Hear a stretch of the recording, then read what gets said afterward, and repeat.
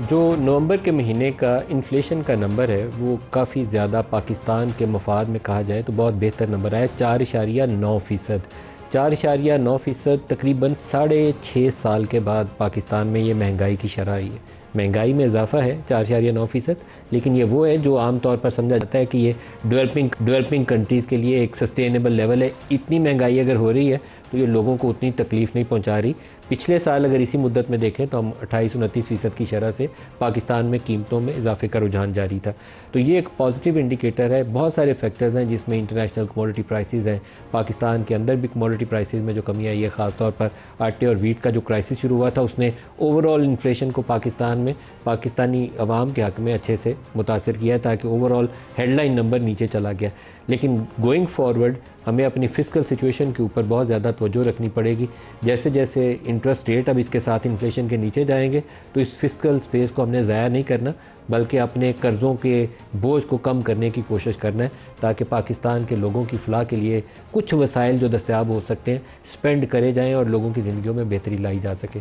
Political situation Pakistan میں یہ ہے کہ جو پاکستان تحریک انصاف کے دھرنے کے بعد 26 والے دن جو واقعہ یہاں پیش آیا اس کے اوپر متضاد دعوے جاری ہیں۔ پہلے تو دعوے ہنڈریڈز آف نمبرز کے حوالے سے تھے، جس کو میں نے پہلے دن کہا تھا کہ ایز اے جرنلسٹ اگر میرے پاس یہ تصدیق ہو کہ 100 لوگ ایسے ہیں جن کی یہاں کیجولٹی ہو گئی ہے تو مجھے 100 رپورٹ کرنا چاہیے، لیکن 100 کی تصدیق میرے پاس نہیں تھی۔ تعداد کے اوپر متضاد دعوے تھے اور ہمیں ہاسپٹل سے اس کی ویریفیکیشن دستیاب نہیں تھی، اس لیے ہم وہ نمبر بولنے سے گریز کر رہے تھے۔ آج پاکستان تحریک انصاف کے جو چیئرمین ہیں بیرسٹر گوہر، انہوں نے خود اپنے بیان کے اندر یہ تصدیق کی ہے۔ پہلے ان کا بیان سن لیں پھر آگے چلتے ہیں۔ خان صاحب کو آج پروٹیسٹ اور اس کے ساتھ ہونے والے واقعات پہ پہلی مرتبہ بحث ہوئی۔ خان صاحب کو اس کا کوئی پتہ نہیں تھا کہ 26 تاریخ کو کیا ہوا ہے۔ خان صاحب نے سب سے پہلے سارے شہداء پہ بڑے تعزیت اور افسوس کا اظہار کیا ہے۔ اس کے ساتھ ہی خان صاحب کا پیغام یہی ہے کہ آپ قومی اسمبلی کی اجلاس کو ریکویزیشن کرو، پارلیمان کے اندر آپ نے احتجاج بھی کرنا ہے۔ آج سب کو یہ کہوں، خان صاحب کے بارے میں جو خبریں چلا رہی تھی ان کے صحت کے بارے میں یا یہ کہ وہ اڈیالہ جیل میں نہیں تھے، وہ بھی ساری خبریں غلط ہے۔ دوسری بات، 12 شہادتیں ہوئی ہیں، ہم نے آن ریکارڈ کہا ہے کہ جو سینکڑوں لوگ کہہ رہے ہیں ان کو ہم نے ڈسون کیے ہیں۔ نیکسٹ لائے عمل انشاءاللہ تعالی خان صاحب بعد میں اعلان کریں گے۔ اب یہ بڑی اہم ان کا سٹیٹمنٹ ہے، جو سینکڑوں کا دعویٰ کر رہے تھے اس کی نفی کر رہے ہیں، تو کیا اس چیز کو اوائڈ کیا جا سکتا تھا؟ میرا خیال ہے کہ اوائڈ کیا جا سکتا تھا۔ دونوں طرف سے کیا پولیٹیکل انگیجمنٹ درست تھی؟ وہ بھی درست نہیں تھی۔ تو آگے کیا کرنا ہے؟ کیا اس طرح کے واقعات دوبارہ بھی ہوں گے پاکستان میں، یا اس کے روکنے کے لیے ہمارے پاس کوئی تدبیر، کوئی حکمت عملی نام کی کوئی چیز ہے؟ وہ نہیں ہے۔ عمران خان کے حوالے سے بہت زیادہ سوشل میڈیا کے اوپر ایک کہنا چاہیے کہ فیک نیوز کی شکل میں، لیکن بہت زہریلی قسم کی وہ کیمپین تھی۔ وہ کیمپین یہ تھی کہ عمران خان کو کہیں سے اڈیالہ جیل رات کے اندھیرے میں لے جایا گیا ہے، اس کے منہ پہ کپڑا ڈال دیتے ہیں اور بڑا ظلم ہو رہا ہے۔ اگر یہ بات درست ہو تو اندازہ کریے کہ ہم کتنا بڑا اشتعال پھیلانے کی کوشش کر رہے ہیں۔ جو بھی پھیلا رہا تھا اس کے اندر کوئی مین سٹریم ٹی وی چینل نہیں تھا، لیکن یہ سوشل میڈیا کی زینت تھا۔ تو کیا یہ بات درست تھی؟ اس کے اوپر بھی بیرسٹر گوہر نے کہا کہ نہیں، یہ جھوٹا پروپیگنڈا ہے۔ عمران خان کی صحت کے حوالے سے بھی جو آج ان کے وکیل ملے انہوں نے کہا ٹھیک ہے، اور یہ بھی بتایا کہ وہ اڈیالہ میں ہی ہے، وہ ورزش بھی کر رہے تھے، بھاگ دوڑ بھی رہے تھے، اپنی پیشی بھی ہوئی۔ تو کیا ہم ان چیزوں سے بچ نہیں سکتے؟ کیا اس یہ جو پولیٹیکل کیوس ہے، یہ پولیٹیکل ڈسپیوٹ ہے بنیادی طور پر، یہ ہمیں ذہن میں رکھنا پڑے گا۔ کوئی جیٹ بلیک ٹیررسٹ نہیں ہے عمران خان، تو کیا اس کا ہم حل نہیں ڈھونڈ سکتے ہیں؟ بیرسٹر صاحب آپ کو بھی خوش آمدید کہتا ہوں۔ آج بیرسٹر گوہر صاحب نے ڈیتھ ٹول کے حوالے سے ایک بڑی واضح بیان دے کے بہت اچھا کام کیا، لیکن کچھ ایسے ایشوز ہیں جس کے اوپر ہمیں اب سر جوڑنا چاہیے کہ دوبارہ یہ 12 نہ ہو، 1 بھی نہ ہو، 2 بھی نہ ہو۔ ڈاکٹر طارق صاحب پہلے آپ اس کا جواب دے دیں۔ بسم اللہ الرحمن الرحیم۔ ملک صاحب، میں جو آپ نے تجزیہ کیا ہے 100% اس سے متفق ہوں۔ یہ جو نمبر گیم ہے، سب سے پہلی بات تو یہ ہے کہ اس میں بہت ہی افسوس ہوتا ہے جب نمبر گیم کا ذکر ہوتا ہے، کیونکہ ایک انسانی جان جو ہے اس کی بھی ہلاکت کو آپ جسٹیفائی نہیں کر سکتے، اور وہ اس جو نام نہاد احتجاج نما بڑا ایک پرتشدد مظاہرہ تھا، اس میں آپ دیکھیں کہ منزل مقصود جو کہ ڈی چوک اعلان کیا گیا، وہاں تک پہنچتے ہوئے 5 قیمتی انسانی جانوں کا زیاں اس سے پہلے ہو چکا، جس میں رینجرز کے جوان تھے، جس میں پولیس کے لوگ تھے، اور سینکڑوں پولیس والے اس سے پہلے اٹک کے مقام سے لے کے یہاں تک راستے میں زخمی کر دیے جاتے ہیں۔ میں نے یہ ذکر اس لیے کیا کہ یہ کسی طور پہ بھی ایک پرامن سیاسی وہ احتجاج یا مارچ نہیں تھا، یہ ایک پرتشدد ہجوم تھا جو ایک وزیر اعلیٰ اپنے صوبے کے سرکاری وسائل کو استعمال کرتے ہوئے لے کے آ رہا تھا، اور یہ پہلی دفعہ نہیں دوسری تیسری دفعہ لا رہا ہے. اور اس کے بعد یہاں پہ جو کلیم کیا جا رہا ہے وہ بھی انتہائی افسوسناک ہے کہ پاکستان تحریک انصاف کا یہ رویہ کہ سینکڑوں کی تعداد میں، پہلے تو ہزار تک گئے ہیں، یہ سینکڑوں کی تعداد میں یہاں پہ لاشیں گرائی گئی ہیں. اور یہ بات انہوں نے پورے ملک میں اپنے سوشل میڈیا ٹیم کے ذریعے اور اس کے بعد پوری دنیا میں جو لوگ ان کے باہر بیٹھے ہوئے ہیں جنہیں کچھ یہاں نہیں پتہ کہ کیا ہو رہا ہے، اور انہوں نے باقاعدہ پیڈ کمپینز کے ذریعے پروپاگنڈا کیا، پاکستان کا نام بدنام کیا، پاکستان کی دفاعی اداروں کا نام بدنام کیا، لا انفورسنگ ایجنسیز کے بارے میں نفرت پیدا کی. افسوسناک ہے یہ فیصلے سارے کہاں ہوتے ہیں ملک صاحب؟ یہ باتیں کوئی دبانے سے دب ہی نہیں سکتی نا. انسان کی موت ہو، اور پھر خاص طور پہ اس کراؤڈ میں، اس ہجوم میں ہی تھے نا لوگ جو بقول ان کے جن کو گولیاں لگی ہیں، تو انہوں نے گرنا بھی وہیں تھا، زخمی بھی وہیں ہونا تھا، اور اس کے بعد ہسپتال بھی جانا تھا. یہ فوٹیجز، یہ ساری باتیں سامنے آ جائیں گی.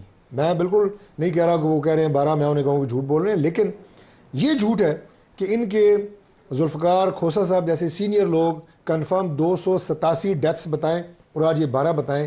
اس کو پہلے تو جسٹیفائی کریں کہ اس طرح کا جھوٹ انہوں نے کیوں بولا اور کیوں انہوں نے اشتعال پیدا کیا. دوسری بات دیکھیں، اشتعال اور نفرت پوری قوم میں پیدا ہو رہی ہے نا. کسی نے 20 کا، کسی نے 50 کا، کسی نے 272 کا، وہ مطلب کئی نمبر کی بریک نہیں لگی. اس کو تو پھر یہ بتائیں نا کہ اس طرح کے جھوٹ کیوں بولا. اور دوسری بات، جی جو ان کے لوگوں نے یہ غلط بات پھیلائی کہ عمران خان کو پٹی باندھی ہوئی ہے، اس کو لے گئے ہیں، وہ ملٹری سیل کے قید میں ہے. آج خود جا کے میں تو اس دن کا کہہ رہا ہوں کہ یہ جھوٹ ہے، یہ جھوٹ ہے. خدا کا واسطہ ہے اس ملک اور قوم پہ رحم کریں، جھوٹ کے سارے سیاست نہ کریں. ایک پولیٹیکل پارٹی رہیں، فتنہ پھیلانے والی، جھوٹ پھیلانے والی پارٹی نہ بنے. اور آج خود مل کے آئے ہیں عمران خان صاحب، بالکل ٹھیک ہے. بیرسٹر صاحب آپ کو موجود ہیں. عمیر نیازی صاحب، آپ کو میری آواز آ رہی ہے؟ جی آ رہی ہے سر. عمیر صاحب، جو دعوے تھے سینکڑوں والے، 50، 100، 272، one should be very reasonable to سے کہ وہ کتنے لوگوں کی ڈیتھ ہوئی. یہ بہت اشتعال پھیلتا ہے اس. اچھا دیکھیں، اشتعال سے ہٹ کے جو چیز دیکھنے والی ہے نا، دیکھیں جو آپریشن ہوا ہے، لوگ آ رہے تھے، زخمی ہو رہے تھے، یا جن کی ڈیتھ ہوئی موٹر سائیکل پہ لوگ لے جا رہے تھے، یہ سب کے سامنے تھے.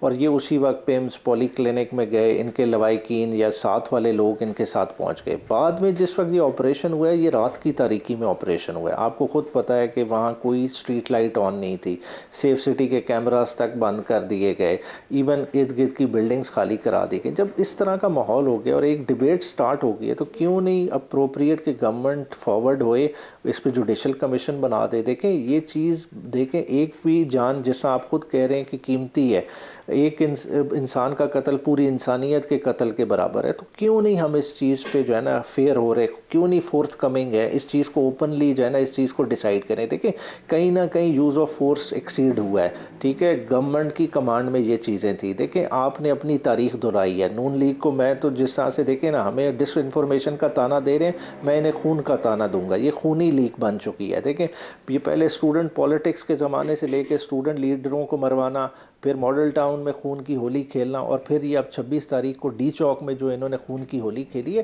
اس کی کوئی جسٹیفیکیشن نہیں ہے. دیکھیں پولیٹیکل ڈفرینسز اس طرح سے سیٹل نہیں ہوتے. آپ نے جو اشتعال، یہ نمبر سے نہیں آیا، جو لوگ مارے ہیں دیکھیں ان کے جنازے ہوئے ہیں، لوگ ڈفرینٹ جگہوں پہ گئے ہیں، ان کی بلٹ ریڈن باڈیز ان کے علاقے والے لوگوں نے دی. آپ نے کیا میسج دیا؟ اس سے خوف نہیں آنا، اس سے اشتعال پیدا ہوتا ہے. اور دیکھیں اب میں ایز اے پارٹی بھی، پولیٹیکل پارٹی بھی، پی ٹی آئی کے اینگل سے سوچوں تو مجھے اب جو ہے نا اس چیز سے جو ہے نا کافی کوفت ہو رہی ہے کہ اب دیکھیں کہ اگر اس طرح سے پولیٹیکل ڈسینٹ کو ٹریٹ کیا جائے گا تو کل کو پولیٹیکل سپیس تو رہے گی نہیں. ہم کل کو اکٹھے کس طرح سے بیٹھیں گے پارلیمان میں؟ یہ بڑا اہم سوال ہے جنرل صاحب. لیکن آپ پہلے تھوڑا سا ہینڈلنگ کے اوپر آپ سے چاہوں گا کہ رائے دیں. عام طور پر موب ہینڈلنگ کے لیے کچھ بنیادی اصول و ضوابط ہوتے ہیں، کیا اس کو پامال کیا گیا؟ اس دن کوئی وائلیشن ہوئی اس کی؟ جی بسم اللہ الرحمن الرحیم. پہلے تو ندیم صاحب تھینکس فار دی انوائٹ. دیکھیں میں یہ سمجھتا ہوں کہ what ever has happened on 26 and what ever is happening for last 1 year almost now, یہ کوئی اسٹیٹ کے لیے اچھا نہیں ہو رہا. آف کورس شہادتیں ہوئی ہیں، اگر اموات کی رپورٹ ہے ایم شور ہوئی ہوں گی دونوں طرف سے. یہ بیسیکلی پاکستان کا نقصان ہوا ہے. جو پاکستان کے سرکاری اداروں کے یا سیکیورٹی ایجنسیز کے لوگ ہیں، ان کی جو شہادتیں ہوئی ہیں وہ بھی پاکستانی ہیں. اس سے بھی اسٹیٹ کمزور ہوئی ہے، چیلنج ہوئی ہے پہلے اور پھر کمزور ہوئی ہے. اور اگر کوئی ورکرز بھی شہید ہوئے ہیں تو دیکھیں یہ ورکرز جو ہوتے ہیں نا، یہ جمہوریت کی، میں اتنا پولیٹیکل آدمی تو نہیں بٹ اتنی چھوٹی سی چیز ضرور سمجھتا ہوں کہ ہمارے ورکرز جو ہیں جمہوریت کا اصل حسن وہ ہیں، اسٹیٹ کا اثاثہ ہیں، وہ ہم سب کا اثاثہ ہے، چاہے وہ پیپلز پارٹی میں ہو، نون لیگ میں ہو، پی ٹی آئی میں ہو، کسی بھی پارٹی میں ہو، کوئی بھی ورکر کی جب ڈیتھ ہوتی ہے یہ وہ لوگ ہوتے ہیں جو جمہوریت کے لیے قربانیاں بھی دیتے ہیں، آواز بھی اٹھاتے ہیں اور جمہوریت کو سیدھی لائن پہ لاتے ہیں. تو یہ اوورال پورے پاکستان کا نقصان ہوا ہے. اسے کمپارٹیشن کرنے سے ہم بنیادی طور پر پاکستان کو اور کمزور کریں گے. اب جو آپ نے گورنمنٹ نے ہینڈل ٹھیک کیا اسے؟ جی میں ملک صاحب اسی طرف آ رہا ہوں. ہینڈلنگ جہاں تک ہے، دیکھیں یہ جو جب کراؤڈ اتنا زیادہ ہو جاتا ہے، دیکھیں اس میں ایک اسلام آباد میں جس طریقے سے ہائی کورٹ نے ڈیسیژن بھی لیا تھا، آئی تھنک جو ہمیں خبریں آ رہی ہیں، آئی ایم شیور کہ پہلے سنجانی کے مقام پر یا جو کسی اور الٹرنیٹیو مقام پر کچھ لیڈرشپ ایگریڈ تھی کہ وہاں پہ ہی ہو جاتا، جو انیشل یہاں سے شروع ہوا، تو پروبیبلی وہاں سے تھوڑی سی زیادتی پی ٹی آئی کی طرف سے ہوئی کہ they went beyond their means, اور ایسے لگتا تھا کہ جیسے ہاکس نے شاید ہائی جیک کر لیا اس پورے کراؤڈ کو. دس از مائی پرسنل اسیسمنٹ. ایسے لگ رہا تھا کہ وہ ہائی جیک ہوئی ہے اور یہاں پر لائی گئی. گورنمنٹ کی طرف سے بھی جو انیشلی سٹیٹمنٹس دی گئی بیفور دی ایون دیز سر وزراء کے بیانات ہیں لائیو پریس کانفرنس کے اندر، وہ جو 5 منٹ لگیں گے. جی ہاں، وہ جو بیانات ہیں میں ایگزیکٹلی وہی بات کریں تو وہ ایسے بیان لگ رہے تھے کہ جیسے کوئی باہر سے یا کوئی غیر ملکیوں نے حملہ کر دیا. کہنے کا میرا مقصد یہ ہے کہ جو ہمارے ڈیموکریٹک انسٹیٹیوشنز مس ہینڈل کیا گیا نا کچھ لوگوں کی جانب سے، تو اس کے اوپر کوئی پروسیس نہیں ہے سر. گورنمنٹ ہوتا ہے، یہ جو پاور ہے نا سر، یہ بڑی ڈینجرس ہوتی ہے.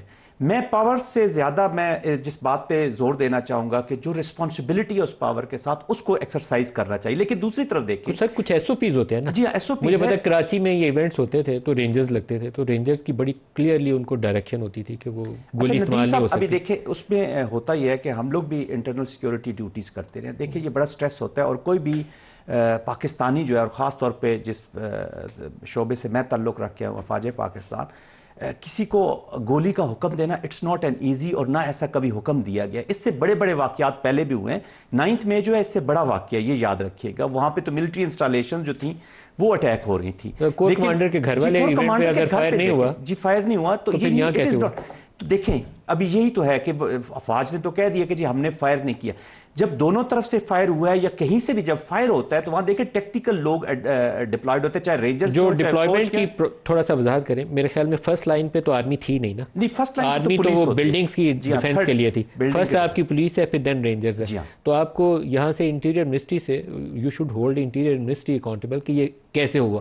جی ہاں بالکل. یہ تو دیکھیں میں ضرور اپنے ادارے سے کہوں گا کہ اس کو ایسے ان چیک جانے نہ دیں. دیکھیں ایک اس کے اوپر جتنا آپ آنکھیں بند کریں نا، ڈیٹا روکیں، تو اس سے زیادہ آپ کی فیک نیوز پھیلتی ہے. اب اس انسیڈنٹ سے ندیم صاحب سب سے بڑا جو پاکستان کو نقصان ہو رہا ہے وہ جو فیک نیوز کی جو کمپین چلائی جا رہی ہے، they are directly targeting the institutions. نہ وہ کسی سیاسی جماعت کو ٹارگٹ کر رہے ہیں، نہ کسی سیاسی لیڈر کو. اس میں پالیٹکس کہیں نظر نہیں آ رہی. اس میں تخریب کاری اس طرف نظر آ رہی ہے. جو ڈیجیٹل ٹیررزم کی ہم بات کریں کہ اسٹیٹ آف پاکستان کو کمزور کیا جائے، جو افواج پاکستان اور افواج کے درمیان جو دراڑ ہے اس کو اور مزید بڑھایا جائے. میں یہ ریکویسٹ کروں گا اپنے سب لوگوں سے، اپنے بھائیوں سے، پاکستان کے لیے ہم نے سوچنا ہے تو انسٹیٹیوشن کو خدا را پروٹیکٹ بھی ہم نے کرنا ہے.